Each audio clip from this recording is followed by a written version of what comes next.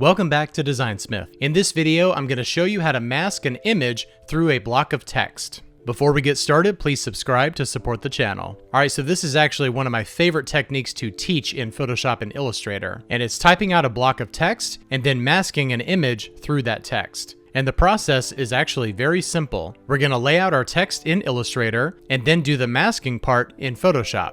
And the text that we're going to be using today are the lyrics to Oasis's Don't Look Back in Anger. This is my favorite song of all time. I've been listening to Oasis a lot lately, so I feel it fits. I went ahead and got the lyrics from Google, and I've pasted them right here into Sublime Text. And the reason I've done that is because we need all of this text to be one continuous block. So I'm going to hit Shift-Command-F or Shift-Control-F if you're on Windows. And we need to make sure that regular expression down here in the bottom left is turned on. And we're going to type in \n, and that's going to look for all new lines of text. And now we're going to go down here to replace and press our spacebar one time. This will replace all new lines of type with a single space. So let's click on replace, and then it'll ask if we want to replace all occurrences in one file and hit replace. So all of the lyrics to this song are now one continuous block of type, and now we can select all of it and copy it, and now it's on our clipboard and we'll bring it here into Illustrator. I've set this poster at 18 by 24, so I'm going to set a rectangle in the center here, and we're going to give 1 inch of margin on both sides, so we're going to bring it down from 18 to 16 inches, and then bring the height down from 24 to 22 inches.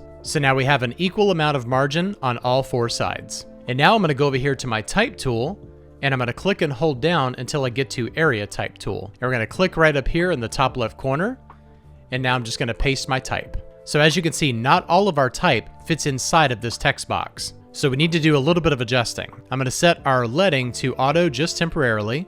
Let's set our kerning to optical, because I'm not going to go through and kern all of this type. And I'm going to make a few adjustments here based on size and leading until we get to a point where we can fill up most of the poster with the type.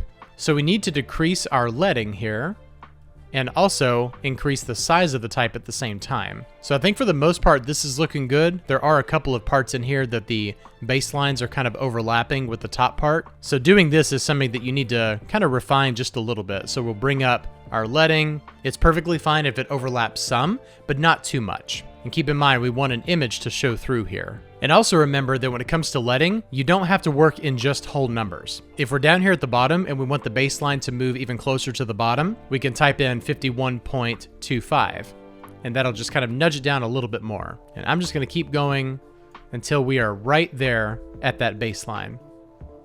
And now we'll just kind of back it off a little bit until we're at something like this. Also keep in mind that we're working with a much larger block of type than our original poster. I'm going to just increase this a little bit. I want the line height to be just a little bit closer to it. Okay, I think this is looking a lot better. And since we have some space right down here, I'm going to add in a space for the name of the song, and I'll just put the name of the artist there. And we'll just align this to the bottom right. We'll go into my outline view, and we'll get it exactly right up there to that line. Okay, now that we have all of our type laid out exactly as we want, we're going to select everything and hit copy, and we're going to move over to Photoshop. So I have my image size set up at 18 by 24 at a resolution of 300. And now we're going to hit paste, and we're going to paste as a smart object and hit OK. Now most of the time, Photoshop is going to handle the pasting by putting it directly center into our canvas. But just to be on the safe side, I like to take that extra step and center it myself. So with our Move tool selected, I'm going to hit Command A or Control A.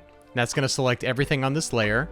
And I'm going to go up here to Align Horizontal Centers and Align Vertical Centers. Okay, and I found this image right here of Noel Gallagher. And since he wrote this song, we will use this picture.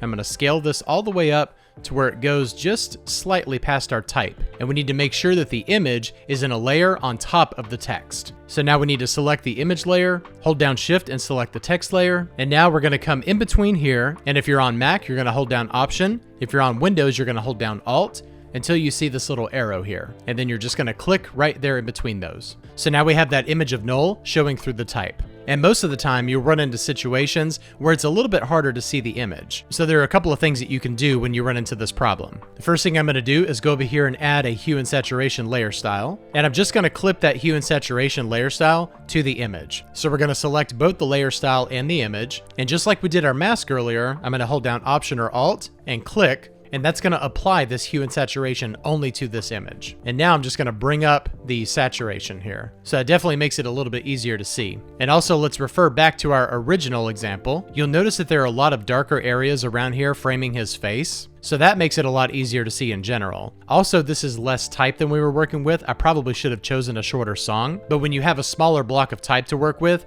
you can make that type even larger. But either way, the technique still remains the same. I hope you enjoyed this video, and I hope I taught you something in Illustrator or Photoshop today. If I did, please give the video a like and subscribe to support the channel. Thank you so much for watching, and I'll see you next time. Bye-bye.